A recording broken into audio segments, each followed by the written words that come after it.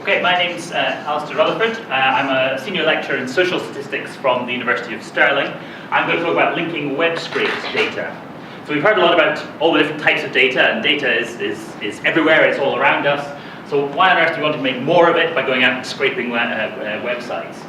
Sometimes the information we want to use is available in that we can look at web pages and we can see it, but it's not in a format that lets us work with it or analyze it. And that's where we need to use some tools to be able to scrape information from a website and organize it in a way that we can use. I'm going to give one example here, show you some real data from some research that I've been doing together with others. The exact example might not link up with your business, with what you're doing, but hopefully some of the principles and the process will give you some ideas for what might be possible. So first of all, the data alone isn't enough. We need to have a problem, and we need to have a question, and we're going to use the data to answer that question. And the question and the way we answer it should be rooted in what we already know, in a good understanding of the world and the context, institutions, incentives, and so on. So the example that I'm going to use is charity fundraising and the regulation of fundraising. There's been, in recent years, a number of scandals about the way that some charities are fundraising, and also some of them in the way that they're using data. And this led to calls for more regulation of fundraising. A new regulator was established, covering England and Wales, an independent regulator, and they were to be funded through a levy on large charities, so that's where they get their income from. And this replaced the sort of self-regulation that was there before. So they're going to charge charities, large charities are going to make a payment to contribute towards this regulator. It is voluntary, and there's no legal instrument to make them pay, but the threat is that they're named and shamed if they don't pay. So there's a reputational cost of not participating. The costs aren't too high, but it varies by the size of charity, how much you spend on fundraising. And to get an idea here, this sort of stepped line shows the amount they have to pay, and the spiky line shows the percentage that fee makes up of how much they spend on fundraising. So you can see for kind of medium-sized charities here, they're the ones that it's going to have the biggest impact on. So the regulator had this policy. Some charities pay, some charities don't. And what we'd like to know is how effective is that policy. There was a lot of negative PR about organisations having to pay, about it being imposed on them. Was it worth it? Did it make a difference in who signed up? And did it make a difference in the amount of money that the fundraising regulator was able to generate to fund its activities? So to do that, we need some data. Now, we could go and do surveys of organisations, whether they signed up or not. We could think of other ways that we might try and get at that data, but we really need data on all the organisations, and we need to be able to link it to other information, and as the policy was developing, we need it quickly. So what we did was to scrape data from the public register. So the fundraising regulator lists all the charities that have signed up, but it's not available in a format that you can use, but with a bit of Python code, that's the Python code on the right there, using a Python library called Beautiful Soup, you can go through all these web pages, you can find the information that you need, and you can put it into a database that you can use. You can then link that to other data sources. So the charity regulator publishes financial information about all the charities they regulate. Using charitable IDs, we can link the web scrape data to the open data available on the web, and we end up with a big data set that has all the large charities, and it has an outcome, whether they've participated in this regulation or not, and then we know financial information about them, how much they spent on fundraising. So we might think that there's going to be a relationship between how much fundraising you do and whether you're interested in joining a fundraising regulator or not. So we might expect bigger charities to be more likely to participate, but also the regulator is trying to persuade these bigger charities to participate and to pay. So putting all that data together then, we can visualize it. We want to see the patterns. So on the right here, we have all the large charities in England and Wales, all of those with income above £500,000. The charities that are coloured red and blue are the ones that joined the regulator. The sort of light grey ones that you can't see are the ones that didn't. And the difference between the red and blue is that that's the threshold for contribution. Above that, charities were expected to participate. The regulator was writing them letters, sending them invoices. They were expected to pay. And below that threshold, there was no expectation to participate. You could choose to opt in if you wanted, but there was no pressure. You weren't going to be named and shamed. So it looks there that the larger a charity is, the more likely it is to have participated in fundraising regulation, and it also looks like those that were getting all this attention from the regulator signed up more often than the ones that didn't. But this is just an association.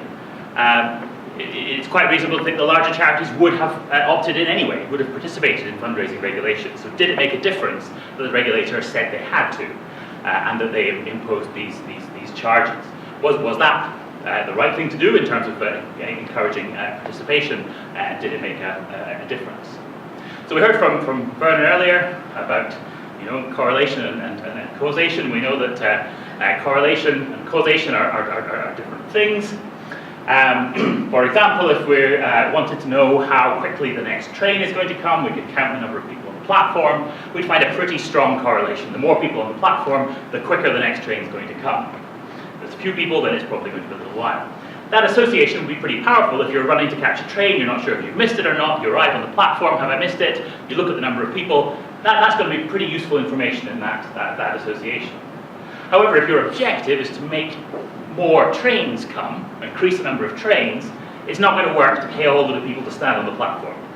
That's not a causal association. There's another mechanism behind it. So sometimes the association will be enough, but sometimes we need to actually have the causal mechanism. And so here, okay, we can see there's an association between size and participation in regulation, but we also want to know what the causal impact of that policy, that program by the regulator was. We need a research design to look at causality. And the best case would be some sort of randomized controlled trial. We tell some of the charities they have to pay and some others that they don't, and then we look at the difference. Often we can't do that, either for practical reasons or for cost reasons. What we've done here is exploit the fact that there's a really sharp cutoff in this threshold. If you've spent more than £100,000 on fundraising, the regulator's coming after you. If you spent less than £100,000, they're not approaching you at all. Doesn't matter if you're a pound above, pound below, that's a hard threshold. Because it's assessed on historical data, it's then pretty random whether charities are just above or just below. They weren't able to choose their fundraising expenditure 3 years ago, anticipating this policy. Nobody knew there was going to be a fundraising regulator. So around that threshold, charities are essentially randomized, and therefore we're able to get at a causal estimate of what the regulator, the effects of the regulator's policy. So the technical term is a regression discontinuity design, but it's best illustrated by this visualization that we have this threshold in the middle, we have the participation of the charities on the right, participation of the charities below on the left, and we can see there's a pretty big difference, and we can estimate that it made about a 40% difference in the probability around that threshold. So that suggests that there was a causal impact of the regulator having that policy. If they hadn't, we'd have seen much less participation by charities. You saw that the levy fees were stepped as charity size increased. So we can do the same thing at all of those thresholds. And that shows that there's really not much difference at any of the other thresholds. So in fact, the amount charities had to pay really didn't make much difference to whether they participated or not. So having the policy made more charities participate, but it's not that it was set as being too expensive because the amounts didn't really make a difference. So in a sense, this gives us more evidence, more robust evidence of something that we probably suspected at the start, that there was going to be an association. Probably it did make a difference that the regulator had this program. That's nice to know, it's nice to have good evidence, but what does it actually mean? So we can then use this model to think about what the alternative scenarios might be and to make some estimates. And when I chose these graphics last week, the sun was shining. This week I should maybe have used some snow showers. So we use this model to estimate how much money the regulator would have earned in different scenarios. So how much difference did it make to the amount of money that they were able to spend on regulation from having this policy? And that lets us understand what this policy was worth to them, how did it affect their budget. So this visualization here, the top line, the grey line, is the participation that we actually observed. So this policy was in place, they had a levy. You can see the larger a charity was, the more of them signed up. And their total income was just under 1.7 million. A little bit less than they hoped for, but still a substantial amount of money. The coloured line then are different scenarios from our model. So the worst case, the sort of orangey yellow one at the bottom, is just saying, well, maybe size isn't important at all.